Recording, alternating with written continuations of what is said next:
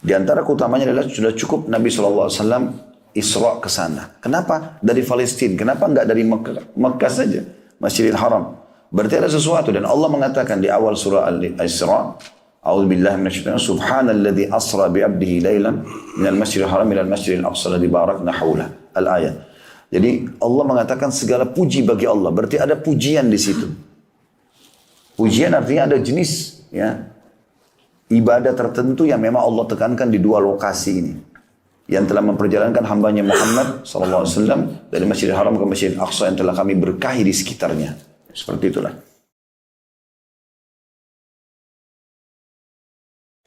Seperti biasa saya akan berikan kronologisnya terlebih dahulu. Satu-satunya ibadah yang Allah Subhanahu wa Ta'ala berikan kepada Nabi SAW di langit adalah solat. Selainnya semua di bumi. Dan ini menandakan kedudukan solat itu sendiri.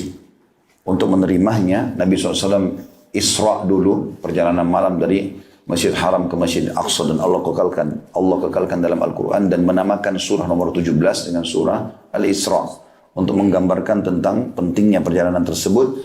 Kemudian ada proses yang sangat luar biasa pada saat itu di mana Nabi SAW sholat di Masjid Aqsa dan mengimami seluruh Nabi dan Rasul. Dalam riwayat Sahih dikatakan ada 124 ribu Nabi, diantaranya 313 Rasul. Semuanya diimami oleh Nabi SAW di malam Isra itu.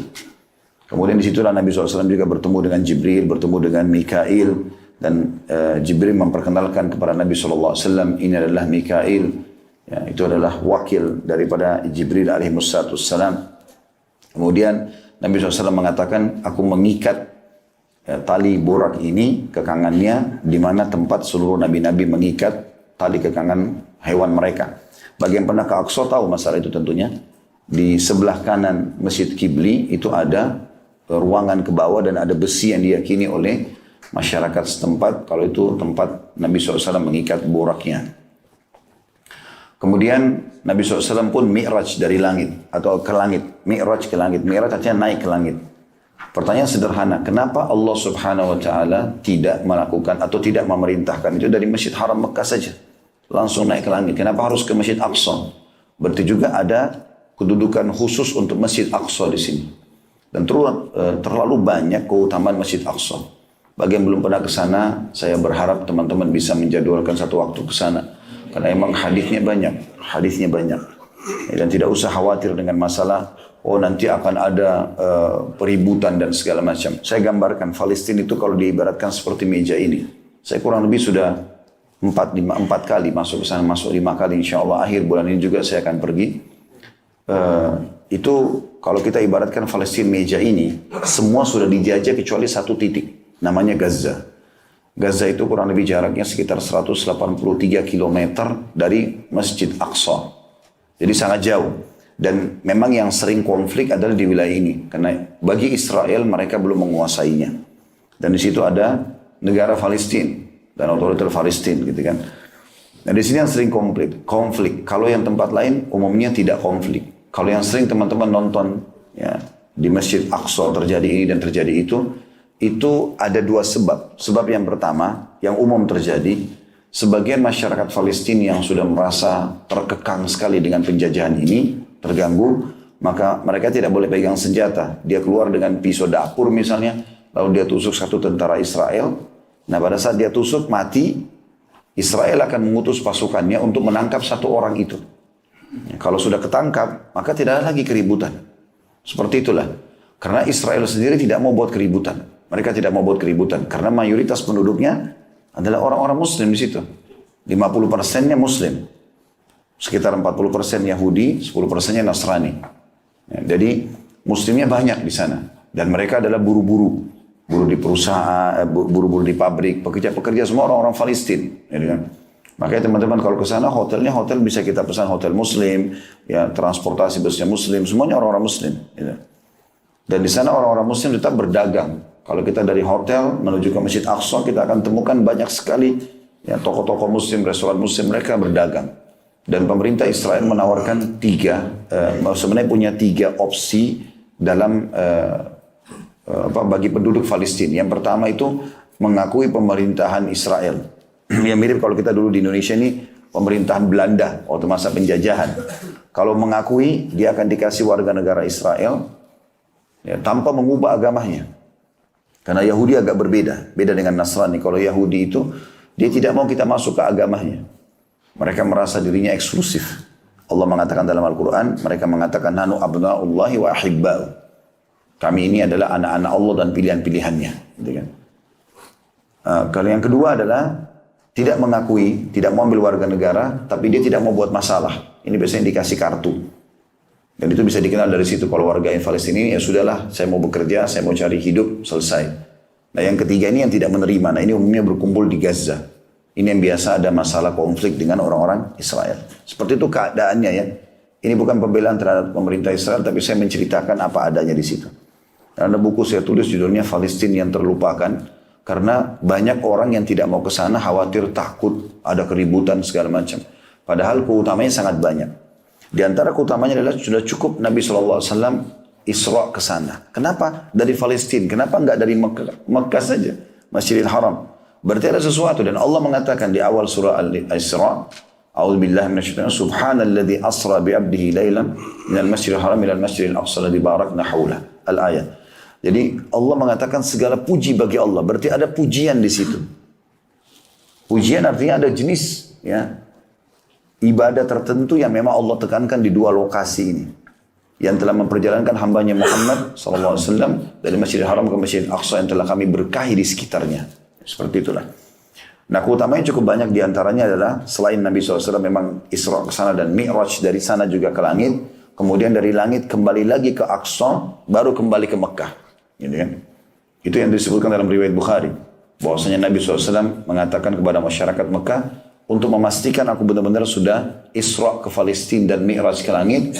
Salah satu buktinya adalah pada saat aku pulang ke Mekah, maka aku temukan ada kafilah kalian. Dan Nabi sebutkan nama-namanya orang-orang kafilah itu. Ada fulan, fulan. Karena Nabi lagi terbang di atas, kelihatan di bawah. Dan mereka kehilangan untahnya.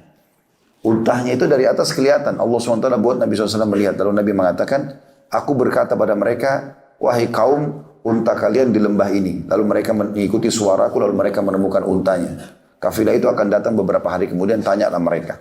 Pada saat mereka tiba di Mekah, ditanya oleh orang-orang Quraisy, ternyata mereka mengatakan benar.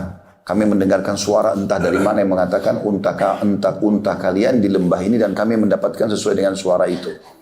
Intinya Nabi SAW kembali lagi dari langit ke Aqsa, baru ke Mekah. Ini sama juga kasusnya seperti tadi. Bisa saja Allah langsung kembalikan ke Masjidil Haram. Apa yang sulit bagi Allah SWT? Naik dari Masjidil Haram, turun ke Masjidil Haram juga. Tapi Allah memampirkan Nabi SAW ke Aqsa, berarti ada pesan ilahi. Itu bukan hal yang ringan gitu kan. Bisa juga Allah pilih yang lain. Masjid Aqsa ini, masjid yang dibangun ya, 40 tahun setelah Masjidil Haram. Dan yang membangunnya adalah Ibrahim AS. Sebagaimana seorang sahabat bertanya, ya Rasulullah, masjid apa yang pertama dibangun di muka bumi? Kata Nabi SAW, Masjidil Haram. Lalu masjid apa ya Rasulullah? Sahabat itu bertanya lagi. Kata Nabi SAW, Masjid Aqsa. Lalu sahabat itu bertanya, berapa jarak di antara keduanya? Kata Nabi SAW, 40 tahun. Jadi setelah Nabi Ibrahim AS membangun Ka'bah, sehingga menjadi Masjidil Haram di situ untuk tawaf dan ibadah. Lalu beliau kembali ke Palestina karena istri pertamanya Sarah di sana bersama anaknya Ishak, lalu dibangunlah Masjid Aqsa. Ada beberapa hal yang mesti dititik beratkan, mungkin dua riwayat saya sebutkan karena saya ingin masuk ke bahasan kita. Adalah hadis yang mulia dan ini harus jadi target kita sebenarnya. Hadis yang mulia kata Nabi SAW pada saat Sulaiman alaihissalam selesai merenovasi Masjid Aqsa, maka dia meminta kepada Allah 3 hal. Dan semuanya Allah kabulkan. Yang pertama, dia minta agar semua keputusannya di kerajaannya sesuai dengan keputusan Allah. Artinya walaupun wahyu belum datang, kalau Sulaiman AS menghadapi sebuah kasus, beliau langsung bisa memutuskan dan itu sudah disetujui oleh Allah. Dan Allah kabulkan itu. Yang kedua, dia minta kerajaan tidak layak untuk orang sebelum dan sesudahnya. Dan Allah kabulkan. Dan ini yang ketiga jadi saksi bahasan kita. Kata Nabi SAW, Sulaiman meminta agar tidak ada seorang pun yang datang ke Masjid Aqsa sholat 2 rakaat. Ini sunnah atau wajib. Kecuali dibersihkan dosanya seperti baru dilahirkan oleh ibunya. Dan Allah kabulkan itu. Subhanallah, keutamaan ini hanya kita dapatkan kalau haji. Kata Nabi SAW, siapa yang haji, tidak rafath, mengucapkan kalimat syahwat pada pasangan yang haram tentunya ya. Walaupun juga pasangan halal kalau lagi haram tidak boleh, tidak fusuk, berbuat kejahatan, maka dia pulang seperti baru dilahirkan oleh ibunya. Nah ini, pahala yang didapatkan dengan keutamaan itu didapatkan bagi orang di Aqsa kalau sholat 2 rakaat, sunnah ataupun wajib, termasuk tahiyat masjid. Ini target yang luar biasa gitu. Dan teman-teman tidak usah khawatir dengan masalah kematian. Mati itu akan datang dimanapun kita berada. Kalau mau mati di sini ya mati di sini, mati di Aqsa ya mati di Aqsa. Nggak ada urusannya sama mati. Kita mati pada saat itu, dimanapun kita berada. Tidak ada hubungannya sama waktu atau tempat di situ. Karena memang Allah sudah, maksudnya tidak ada hubungannya sama tempat itu, tapi hubungan sama waktu yang sudah Allah tentukan. Kalau datang ajal, kata Nabi SAW, kalau Allah ingin mewafatkan seorang hamba di sebuah tempat, maka Allah buat dia punya hajat ke sana, lalu di sana direnggut nyawanya. Jadi nggak ada hubungannya dengan kita ke Aqsa nanti takut mati. Mati pasti akan datang, di ranjang ataupun di sana gitu. Ini harus ditepis ini. Ya, pemahaman bahwasanya nanti takut ini, takut itu. Ya, apalagi memang kita masuk dengan visa resmi. Ya. Hadits yang kedua adalah Maimunah radhiyallahu anha bertanya, istri Nabi SAW, ya Rasulullah, beritahukan kepada kami tentang Masjidil Aqsa. Maka kata Nabi SAW, pergilah ke sana. Bahasa Nabi begitu, pergilah ke sana dan sholatlah. Karena dia sebaik-baik tempat sholat. Seseorang di antara kalian memiliki tanah di sekitar Aqsa sebesar atau seukuran tali kekangan kuda, asal dia bisa lihat Aqsa, lebih baik daripada dunia dan seluruh isinya. Lalu kemudian Maimunah berkata, ya Rasulullah, bagaimana dengan orang yang tidak mampu ke sana? Kata Nabi SAW, terangilah Aqsa itu. Maksudnya terangi adalah berikan penerangan. Zaman dulu orang nyumbang minyak zaitun, kemudian ditaruh sumbu lalu dinyalakan sehingga menerangi Aqsa. Kata Nabi SAW, siapa yang menerangi Aqsa, kalau kita juga sekarang masuk, kalau dijabarkan ke renovasinya, gitu kan, pembayaran listriknya segala macam, maka dia seperti sholat di dalamnya. Juga dalam hadis lain disebutkan bahwasanya sholat di sana itu sama dengan 250 kali lipat dibandingkan tempat lain. Riwayat lain 500 kali lipat. Tapi yang sahih adalah 250. Ya, tentu Masjid Nabawi lebih besar, 1000. Dan Masjid Haram Mekah lebih besar lagi, 100.000. Tapi Aqsa juga punya keutamaan. Apalagi Nabi SAW mengatakan tidak boleh orang letih-letih khusus mendatangi masjid kecuali 3. Masjid Haram Mekah, Masjid Nabawi Madinah, dan Masjid Aqsa di Palestina. Jadi banyak isu-isu yang tidak benar. Saya 3 tahun lalu waktu mau berangkat, mungkin pemberangkatan kami yang kedua. Pas mau berangkat tanggal seperti ini, akhir-akhir Desember. Karena saya pilih ini karena musim dingin ya. Jadi supaya jemaah juga tidak keringatan pada saat kita beraktivitas jalan dari hotel ke masjid segala macam. Dan juga ada hal yang lain. Pertimbangan saya, kalau musim dingin, umumnya para wanita pakai baju tertutup, gitu kan? Karena kalau musim panas, Aqsa ini agak berbeda, Palestina agak berbeda. Kehidupan mereka masih bebas, kayak kita di Jakarta. Jadi mungkin perempuan banyak yang tidak pakai hijab. Musim dingin aja banyak yang tidak pakai hijab, gitu kan? Apalagi ini kalau selain musim dingin, kita khawatirkan nanti terjadi sesuatu yang tidak baik, sementara kita mau niat umroh atau mau ibadah, seperti itulah. Maka pertimbangannya cukup banyak. Dan juga di akhir-akhir Desember seperti ini, itu karena ada Natalan, orang-orang Nasrani pergi hajinya ke sana, maka umumnya dipermudah oleh pemerintah Israel. Seperti itulah kurang lebih. Ya mudah-mudahan satu waktu Bapak Ibu bisa ke sana insya Allah. Dan saya sengaja mengangkat ini supaya menepis persepsi orang-orang kalau sulit untuk ke sana sebenarnya. Memang visa diperketat. Ya, satu-satunya negara yang minta nama kita, nama ayah, nama kakek itu cuma Israel saja. Yang lain tuh negara lain mudah semua, mau ke Turki, mau kemana-mana itu. Tapi kalau ini sedikit ada ketatnya. Yang jelas teman-teman waktu itu saya dapat 3 tahun yang lalu kurang lebih. Pas mau berangkat tanggal 25 Desember waktu itu. Tanggal 23 ada foto, masuk disebarluaskan di Timur Tengah. Kalau Masjid Aqsa hancur dibombardir oleh pemerintah Israel. Saya hubungi travel agent, ternyata mereka kontak ke Aqsa. Jadi teman-teman di Aqsa yang kami beli paketnya itu, foto, dia print kertas, tanggal, hari dan tahunnya pada saat itu, tanggal 23 Desember, ya kan? 2016 atau 2012 waktu itu, dia print lalu dia foto di belakangnya Aqsa. Ini Aqsa nggak apa-apa. Ya. Jadi ternyata memang ada juga upaya mungkin dari pemerintah sana yang tidak mau orang-orang Islam datang. Karena kalau kita datang ke sana tuh, orang masyarakat Palestina senang sekali. Bahkan sering waktu saya kenalkan diri saya dari Indonesia, saya dipeluk dengan mereka, tentu sama laki-laki ya. Perlu dibahasakan. Kemudian dia mengatakan, kamu datang ke sini sudah cukup buat kami. Tidak usah bawa sumbangan apa-apa. Terlebih lagi memang kita bisa bawa sumbangan tentunya ya. Pribadi saya selalu motivasi jemaah untuk itu. Kemudian nanti di Aqsa ada kotak amal, langsung masukkan ya, di situ. Ada beberapa kegiatan seperti juga membantu orang-orang yang susah di sana. Kemudian apalah ya, memasukkan Quran di Masjid Aqsa, kursi bagi orang tidak mampu. Ada beberapa program yang dilakukan pada saat itu. Cuma saya sarankan kalau teman-teman lagi berangkat dan ikut dengan travel tertentu, pastikan karena banyak travel kita juga yang masuk di sana, mereka melakukan tur city-nya itu banyak mendatangi makam-makam.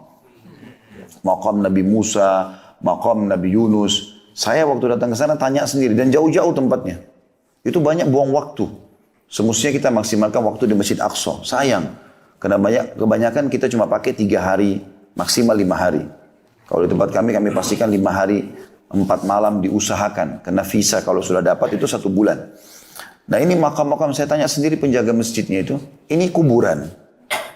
Dia bilang bukan, ini cuma makam. Makam itu kayak prasasti. Jadi nggak ada jenazahnya Nabi Musa di situ, nggak ada jenazah Nabi Yunus di situ, nggak ada.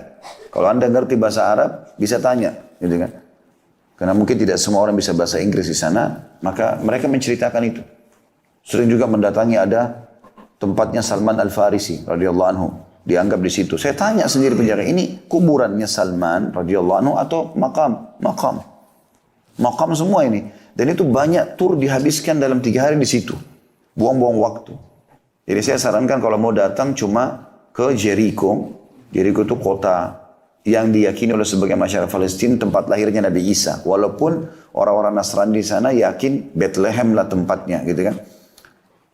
Atau Baitul Laham dalam bahasa Arabnya. Tapi sebagian masyarakat meyakini orang-orang muslimnya kalau di Jericho. Karena Jericho ini terkenal dengan pohon-pohon kurmanya. Sementara dalam surah Maryam, Allah menyebutkan Maryam bersandar di pangkal pohon kurma. Dan itu pohon kurma terkenal sekali di sana. Makanya orang kalau ke Jericho itu belinya kurmanya. Kemudian yang kedua Hebron. Kota Hebron ini kota Nabi Ibrahim AS. Diyakini ada kuburan Nabi Ibrahim AS. Itu lebih dekat kepada hal mungkin benar di situ. Selain daripada ini teman-teman lebih baik habiskan waktu di Masjid Aqsa dan sekitarnya. Apalagi kita belum tentu bisa setiap saat datang. Kalau Mekah sama Madinah kan sangat terbuka Masya Allah. Di sana belum tentu. Bisa Bapak Ibu hari ini bulan atau pada saat berangkat sekarang keluar visanya. Belum tentu berangkat akan datang keluar visanya. Ya. Saya pernah dari 5 kali perjalanan. Itu 1 kali pernah visa saya nggak keluar. Dan itu mereka pengajuan visanya harus 1 bulan. Jadi kayak sekarang Desember ini kita ajukan di November. Nanti keluar kepastiannya itu 1 minggu sebelum berangkat. Jadi bisa berangkat, bisa enggak. Maksudnya masuk ke Aqsa-nya ya.